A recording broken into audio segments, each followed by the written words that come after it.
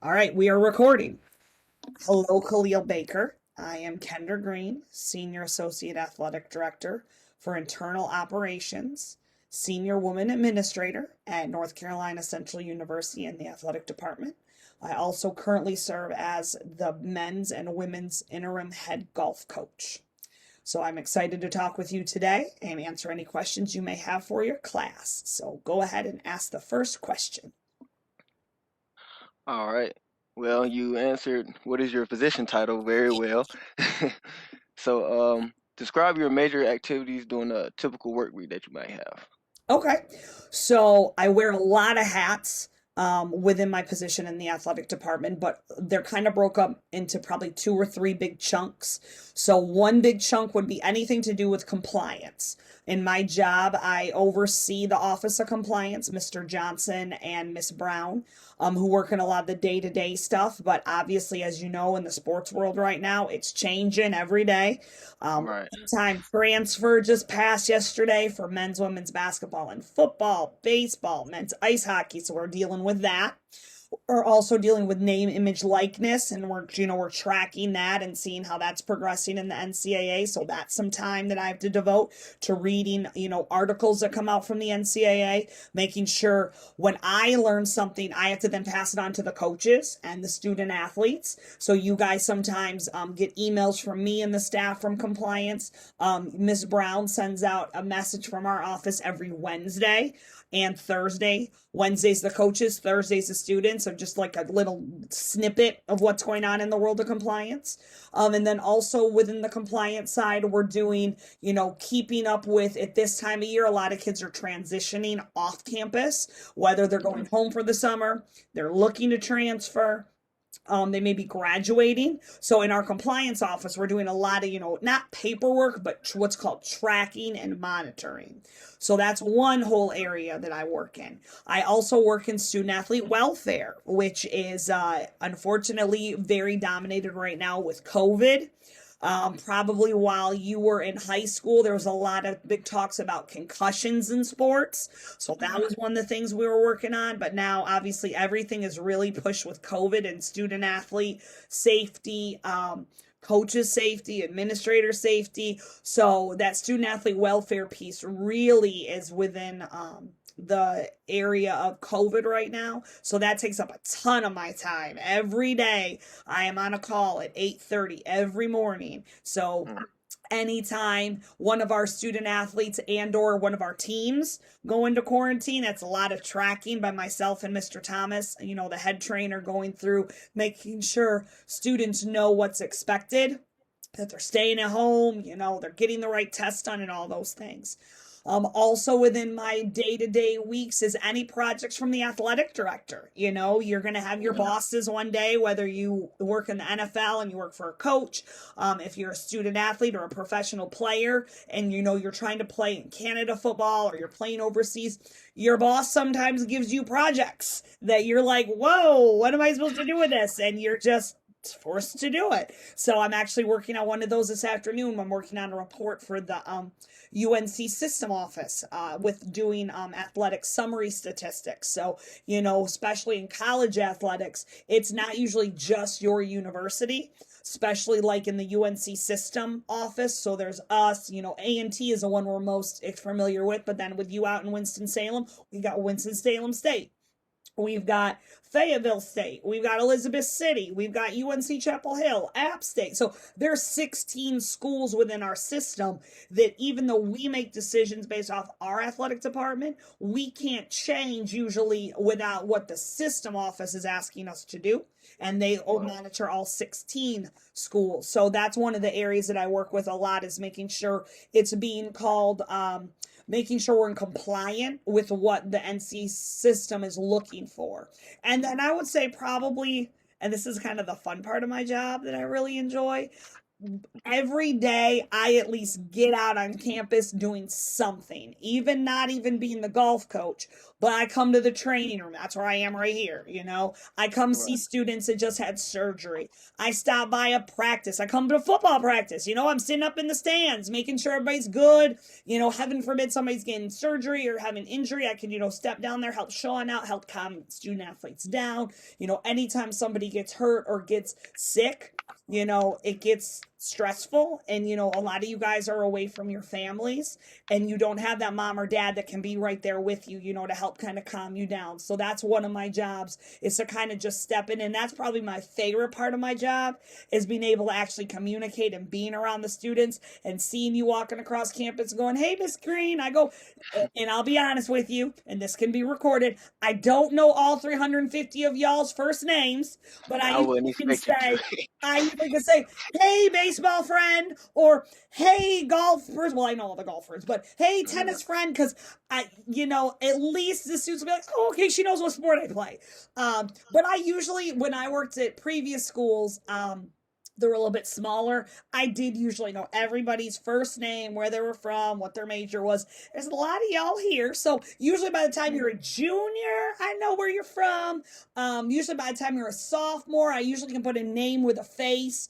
By seniors graduating, yeah, I definitely know who you are. I've already had hopefully conversations on where you're going to grad school, what your next steps are. But I really enjoy being able to interface with the students and the coaches. I do spend a lot of time over here in Walker assisting Coach Oliver and his staff with any questions they may have. I do get the opportunity to travel with teams sometimes.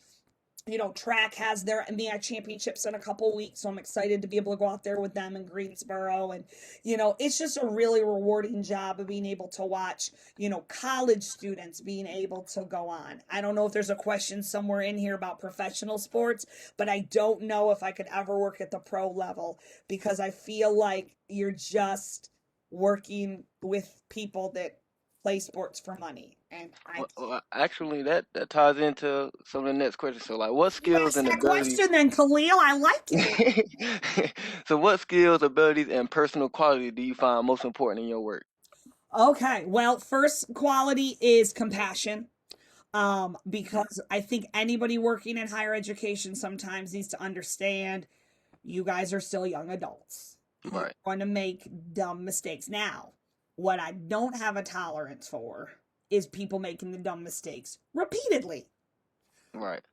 Because then I'm like, no, you didn't learn the first time, okay? But I think compassion, I think honesty is right up there with it. I don't tolerate liars, and I will. When I used to do academic support services, so in one of my previous jobs, I did what Mr. Steele did, okay, and I worked with football student athletes at some of the highest levels. I mean, national championship teams. I worked at the University of Oklahoma and the University of Maryland, and just with football. And I would Right. sit with my students at the beginning of the year, and I said, let's be very clear here. The three best ways to never have Miss Green help you: one, you give up on yourself, because I always believe, you know what, just keep trying. If you give up on yourself, how can we help, right? Number two was always give it your all. Okay, you may be failing that math class, but you still need to go to work every day and try to talk to that teacher. And third thing, now being honest, because when I used to like deal with kids that wouldn't go to class, cheat, all that stuff, and I get a phone call, I say, "So, were you in class today?" And I would always say, "Hold on, I'm not Hmm. asking you a question that I already don't know the answer to. So think about what you're gonna say." And it was, "Okay, no, but this is," I said, "I don't need a but. Be honest with me, and then we can work through the process." Same thing like when kids will get accused of cheating. "Oh, I didn't do it." So you just think the teacher just picked you out that day and said you were the one? Hold on 1 second. I gotta take this part. We're just gonna pause real quick. Okay.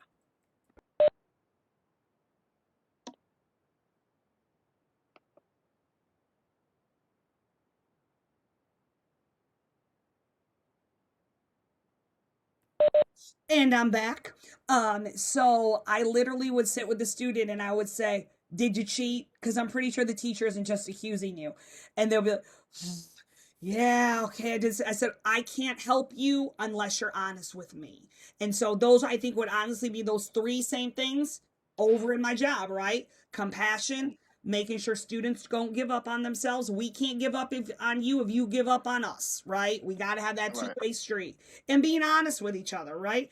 I've had my golf team and the coaching side that a kid overslept. It happens. You're human. But don't expect that I'm not going to say, all right, well, you still got a consequence out of it, but I appreciate you being honest with me rather than you just lying. Oh, yeah, no, I didn't know we had practice. You didn't know we had practice when it's on your teamworks, right? So it's those types of things that I think that all the skills I just told you, those are all things that are going to help you in life, right? Because you're going to have a boss one day. You're going to have a husband or a wife. I'm equal opportunity. I don't really care, inclusion. Right. Yeah, but the point is it going to help you to not be honest with people? No, nobody's going to go to bat for you if they think you don't tell the truth, right? Right. Nobody's going to be compassionate towards you if you don't have compassion towards them. So I hope that those are the types of skills that I think are important that I show. It's okay. Feel free to take that. I can mute it. You good? Yeah, I'm good. You good? We're gonna get Um, this over with. and just making sure then that you guys understand that these are tools that you're going to be able to use later on in life. Right. Okay, so what was the path that you took to like get into your field? Well, that's a great question. So I actually went to Michigan State University, a big Power Five school, right? I had golf offers to play the small school. And in my mind, I was like, oh, no, no, no. I can go be a D1 golfer. My pro in high school was actually the head men's coach at Michigan State. So his wife was the women's coach. This was 20 years ago. Things don't quite happen like that all the time. And they Right. literally said, oh, yeah, you can walk on the team. Khalil, I lasted about 3 weeks. And I'll be honest with you, I'll be very transparent with y'all. I said, oh, you want me to play how many holes of golf every day?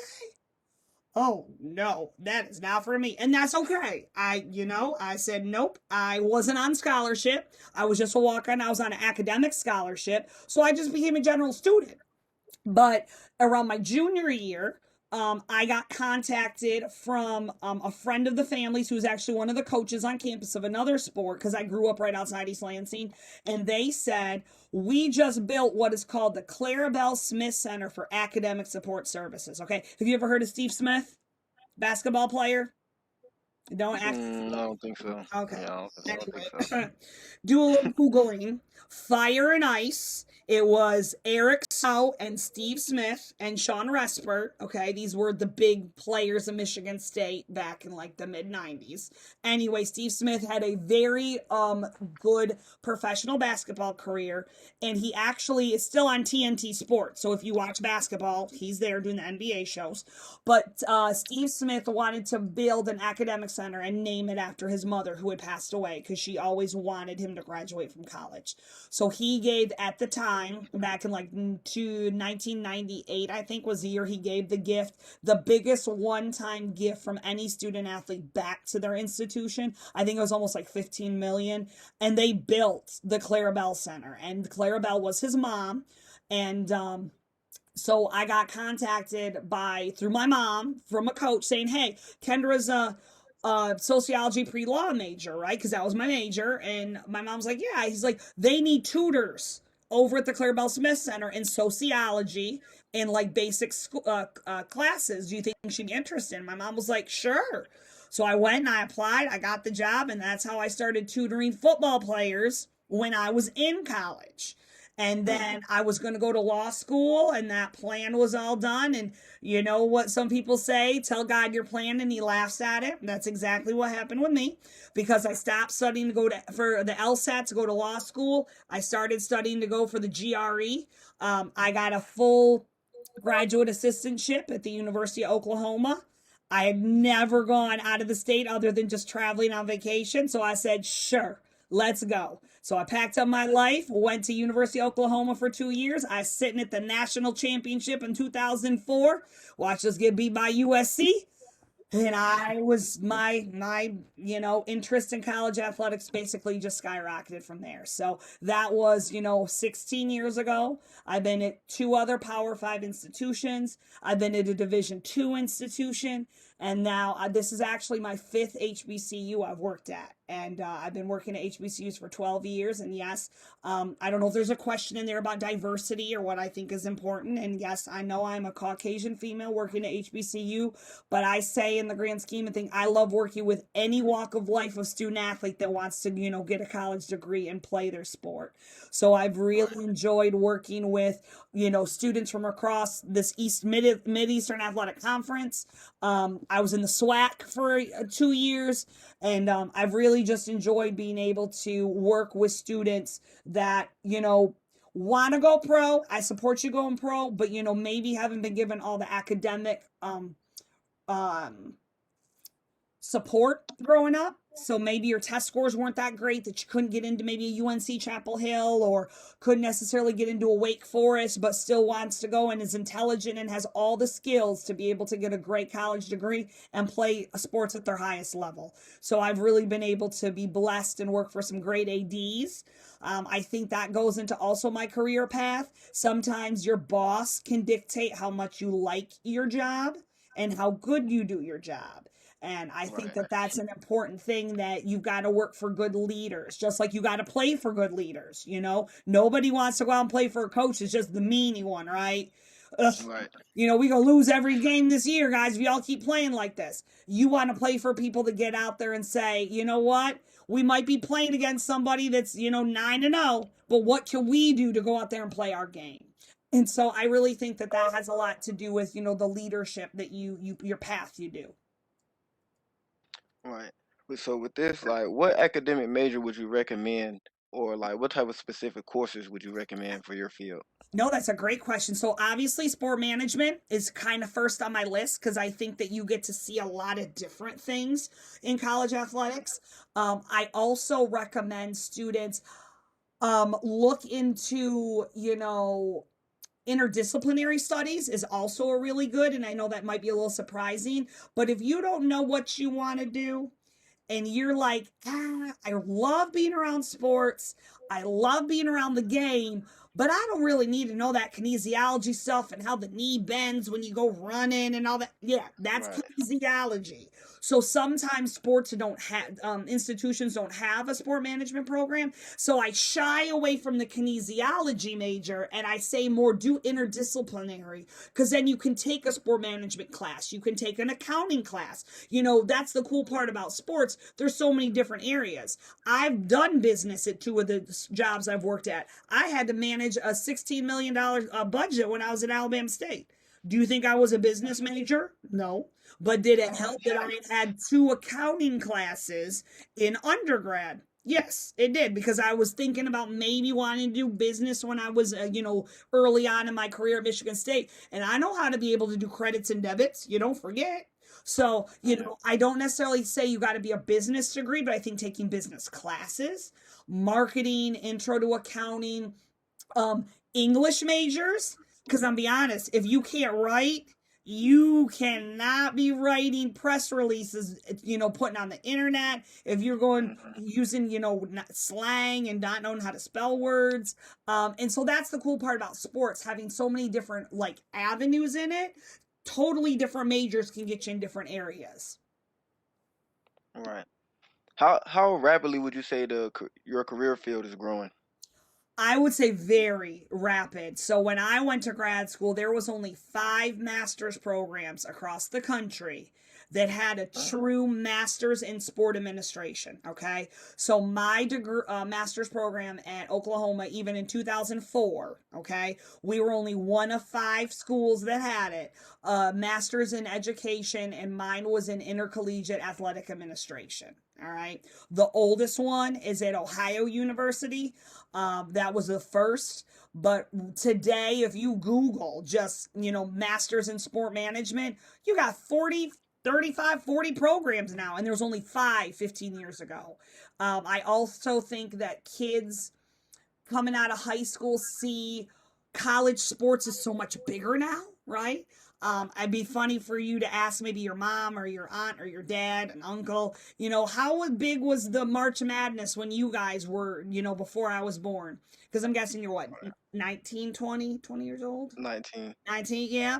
So 20 years ago, March Madness was not on 5 different channels, right? And you being able to buy it over here and extra special over there. And, the TV contract wasn't worth billions of dollars. So I really think just the growth of sports has made people want to be part of it, if that makes sense. Right. Okay. So, what are some trends in your career field? Oh, trends. One, I think that, and this is a good trend, and I think this is one you should include in your paper that I did say. I think that the NCAA is finally waking up and realizing that you don't have to be a male, you don't have to be at one of the big Power 5 schools, and Mm-hmm. you don't have to be Caucasian to be a successful leader in college sports. And I'm excited about that. I have a I am lot of too. friends across the country that have gotten AD jobs, senior associate AD jobs, and are really coming up and making impacts in the college sports world. Because you got to remember, when I started 20 years ago, all the leaders looked about the same, other than maybe I could count on one hand athletic directors that might have been a minority. It's funny you should say that.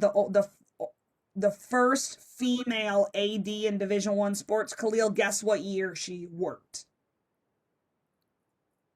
Just take Probably 2010s. close. It was actually 1994, but you got to remember, in 1994, there was not a single woman that ever could be an AD at the D1 level before that.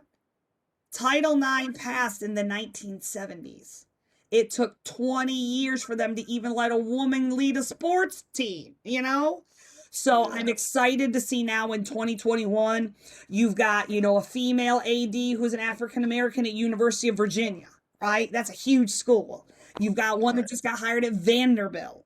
You've got, a gentleman who's an African American just got hired at UCLA. So it's exciting that I really think that NCAA is starting to see, yes, people can have different ideas, look different, come from different backgrounds, and lead NCAA Division 1 programs. I would only say my only other trend is, and I'm also excited about this trend, I think students have a voice now. Back when I was in college, coming out of grad school, students weren't necessarily at the forefront, right? It was still the presidents and the ADs making the decisions. And Right. now it's students get a voice. Now, I caution that because I always tell students think through, right? Think before you ask for something. How is it going to affect all of us, right? Not just how does it affect me, because that's true leadership, looking at the big picture. So I always love students that come up with ideas like in SAC and those types of things, because I say, think about what you're asking and how is that going to affect a volleyball player? How's that going to affect a tennis player? It might do something for football, but what is it doing for other sports? And I always like that students can think through that process, because there's look at one of your teammates, Jesse Malik. He was awesome in getting that voting, the voter registration for the fall, because he knew this is something I believe in, and we as student athletes can do this and make an impact.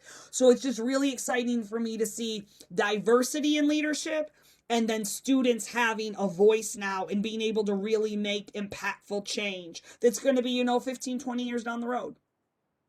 Right. I do too. So, do you recommend any professional associations for the field? Oh, definitely, definitely. So the one overarching um organization for all professional um, organizations for all areas of sports, right? Because we got compliance, we got academic support, we've got sports information, we've got business. We can just keep going, right? It's called Mm-hmm. NACDA, NACDA, okay? And it's National Association of College Directors of Athletics, okay? It's been around for decades, it's growing. But they have all these different mini groups in it, and then all those mini groups are growing. So I really recommend that organization.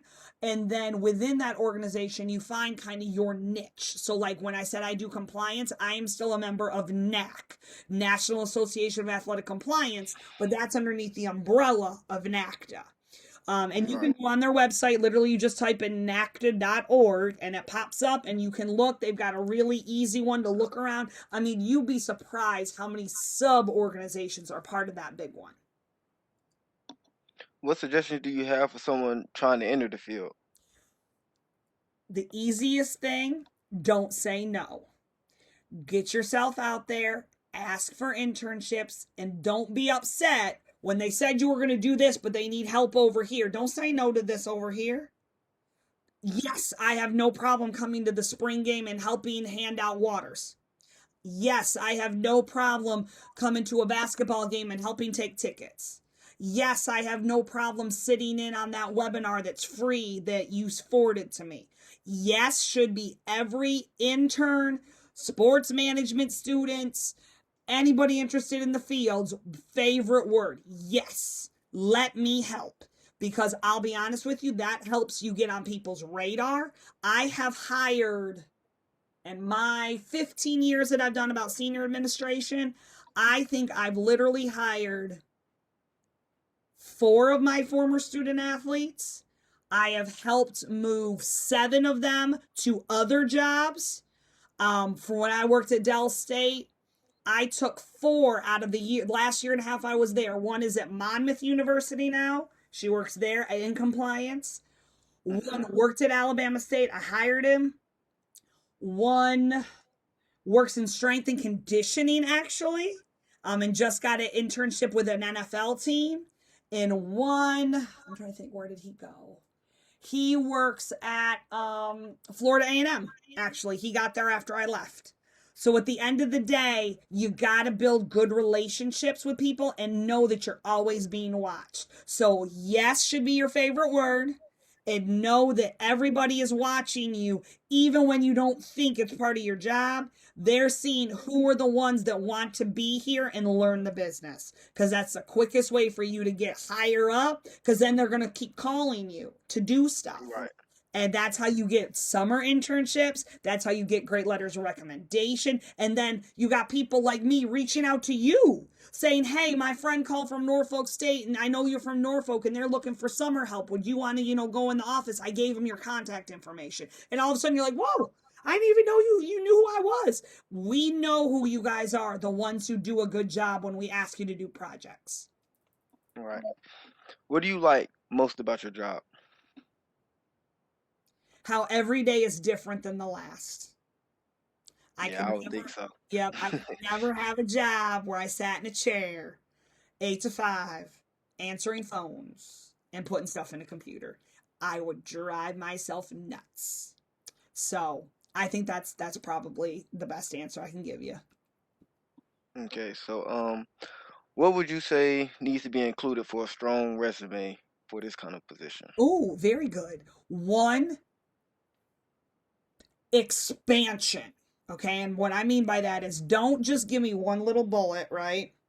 Hmm. Took tickets at football game. Okay. Well, what does that look like? Well, I showed up early that week and helped rope off the stadium to make sure that it was socially distant. I arrived at the game, with an ample time and help with game day setup. I interfaced the words you always like, those key words with sports management, interface. I interfaced with donors, greeting them as they came in. I interfaced with all the patrons coming to the game, taking their tickets, helping them find their seats. I went and made sure that the vendors had electricity. Those are 5 things that probably all really meant that I took tickets at the football game. See what I'm saying? Right. You got to Yeah. really expand what you do. I get resumes because I have taught in the master's program here on campus. I get resumes that are real short. And that's great. I am so glad that you are a member of the Calvary Baptist Church. I support that. But what does that have to do with my job? Right. Because If that just sounds like you go to church. Yeah, and that's awesome. But it's a little different if you say member of Calvary Baptist Church and underneath it you say helped coach the youth football team every summer. I helped Hmm. organize and order them new equipment. Those are all sports management skills, right? Right. But just putting member at Calvary Baptist Church, that don't help me in the sports world. So making sure that whatever you're putting on the resume comes back to the job at hand, okay? Also, I see sometimes on resumes at the bottom, member of Delta Sigma Theta. Wonderful. What did you have a leadership role in it? Have you been a treasurer? Like if you're trying to get a job in the business field in athletics, okay, those are all applicable. I don't need to know that you were a member of 17 different organizations and Phi Beta Kappa and remember the marching band in sports management unless it ties back to sports. It shouldn't really be on your resume, okay? And that's sometimes when I sit with students, when I look at them, I go, so if we cross off this, this, and this, have you done anything in sports? And they go, well, I didn't really do anything like that. Okay, then you don't have a sports management resume, and you should have been volunteering with the baseball team, with the soccer team, with Sport Campus Rec, a high school team. I'll even take somebody saying that they were a volunteer cheerleader for a high school cheerleading team over somebody that does 17 things on campus but has never been doing anything in sports, because we're very different, right? All right. And do you see or do you feel like there's any disadvantages to working with your job? Yes, I would give you two. One, there's a lot of long hours. Okay. So sometimes, it's so fun to travel with you guys. We so enjoy traveling with all of our student athletes. We get to go great places. But that takes you away from families, Right. homes, dogs, cats. So sometimes sports can get very treacherous in that we need stuff like this. And they don't care that if 11 o'clock at night, one of you all pop positive, Sean and I got to get on a call to make sure that somebody got where they needed to go, right? So it can get very time consuming. The second nugget I would say is a disadvantage is job security. And I know that's not what you want to hear. But in college sports, unless you're one of those head coaches with multi-year contracts, budget cuts happen. I mean, you probably read about it this year in your class. A lot of people got what is called furloughed, which means they had to work and not get paid, or they didn't work and they didn't get paid, but you still had a job and you had your benefits, but you weren't getting a paycheck. Right. On top of that, and this happens all the time, right? An assistant coach works for somebody, the head coach gets fired, the assistant coach gets fired. They don't hold on to Down the assistants' chain. heads, right? And the same thing, unfortunately, happens in sports management administration. If ADs get fired or ADs leave, the new person's coming in. Very rarely does the new person hold on to that senior staff level because those people were loyal to the last ones, right? Right. So it's nothing bad. It's just the way the business is. So job security, and I would just say the timing of sometimes with college athletics and the amount of time it takes. But we do it because we love it.